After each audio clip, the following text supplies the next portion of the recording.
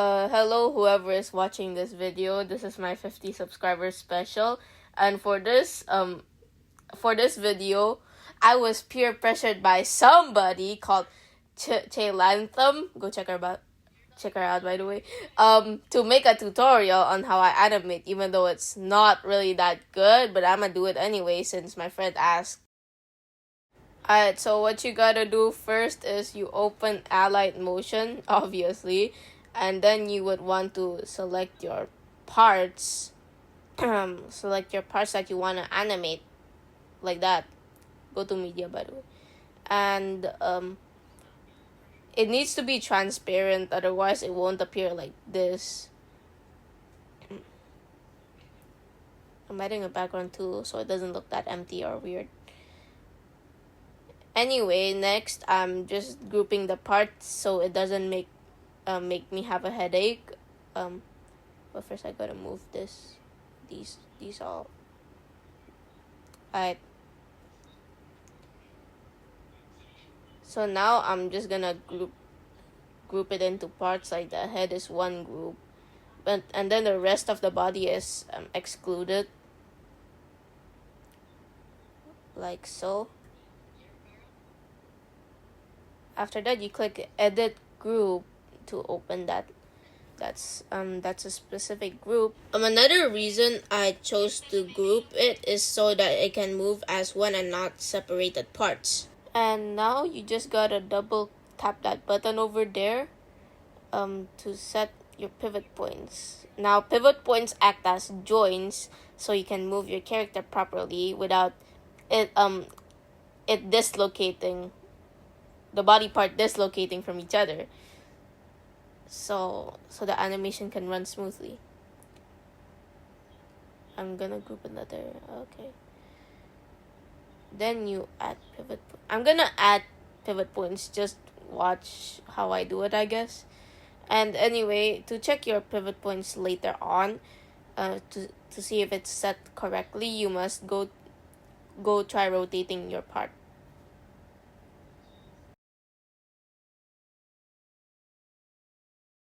Just a side note, make sure to name your parts. Don't be like me. I'm not naming my parts because I was in a rush, and it's so that you wouldn't get confused on which is which. That's basically all. While I set this pivot point, question of the day: what's your favorite food or drink? I like to eat the souls of the innocent. I mean a bagel. I definitely said a bagel. Yeah, definitely. Okay, so I have finished setting up my pivot points, and now I think we should start animating, which is the important part now. What is it called? Alright, so now I'm gonna start animating.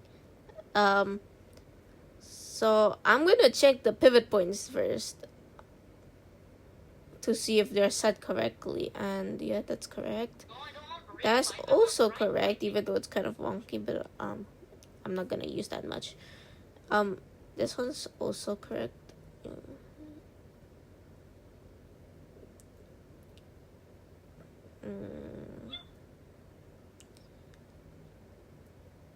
Edit group. Okay. This one's also working quite fine.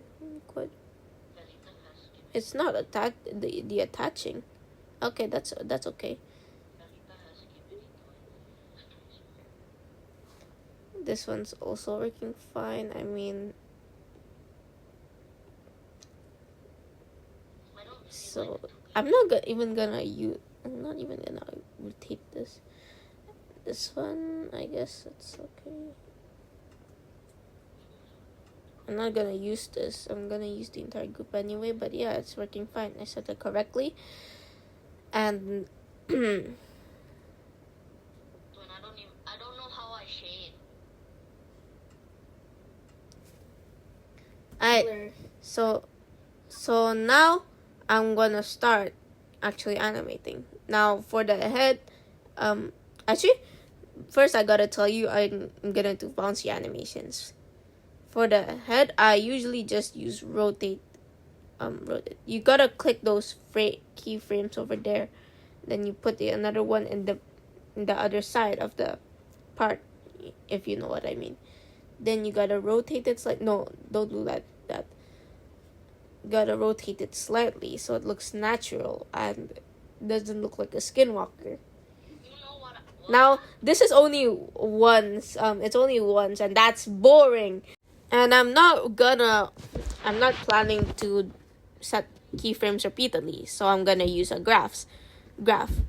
Usually I use this one, right? It's very smooth. It's like nodding. But we're not gonna use that because instead we're gonna use the other one. This graph. I'm gonna adjust it so it's not too quick or too slow, and then let's see the results. See? I mean, it's still a bit slow, but it's bouncier than the first one.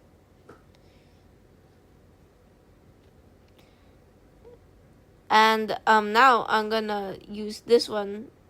Use this type of, I don't know what it's called, but use this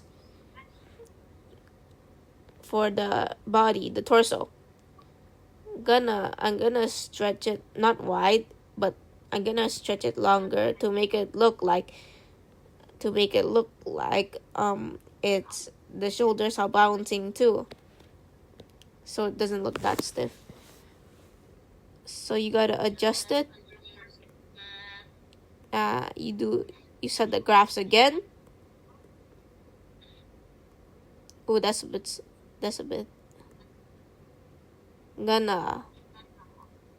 I'm gonna make it less exaggerated because yeah.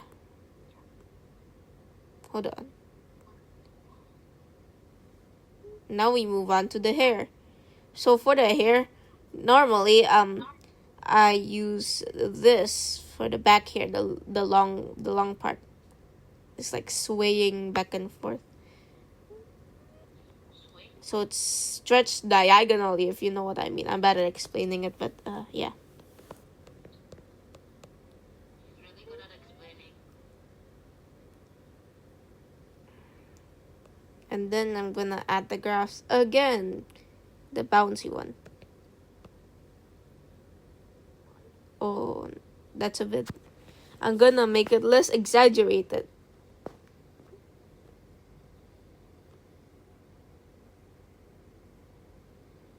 Still a bit.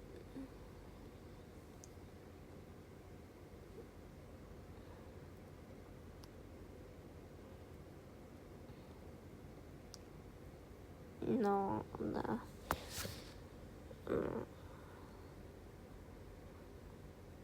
Okay, I think that should do.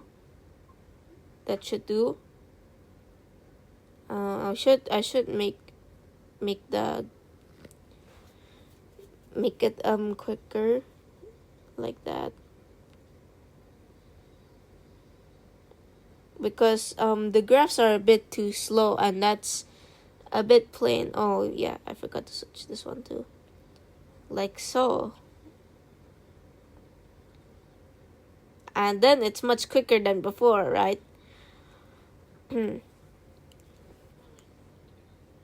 Now then, I'm gonna move over to the head and animate it. The front hair and or bangs.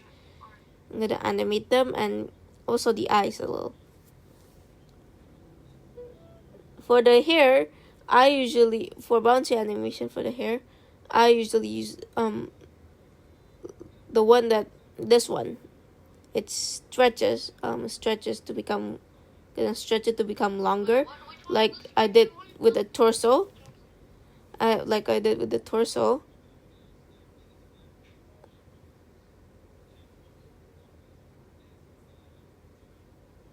that's a bit too exaggerated. Oh no. No, I think it's fine. Maybe let's see. I'm gonna do the same with this part of the hair. bouncy graph again.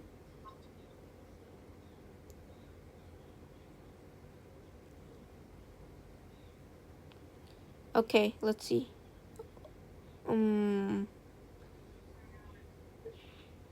It's a bit let's soften up the animation, even though it's supposed to be bouncy, but it can't be too bouncy either.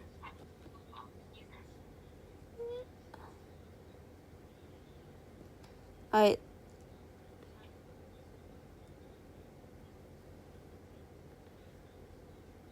Like so.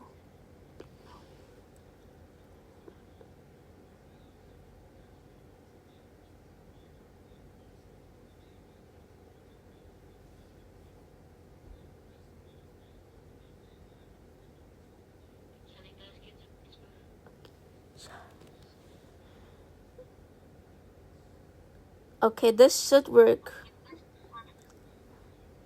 Perfect. It's working very neatly now.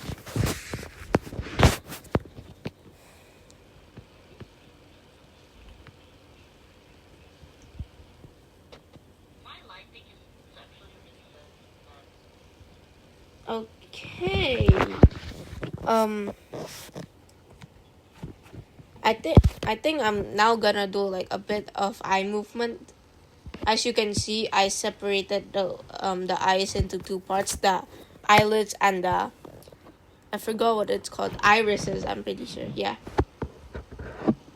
So we can make like a blinking animation, but I'm not gonna make it blink. I'm just gonna make it softer.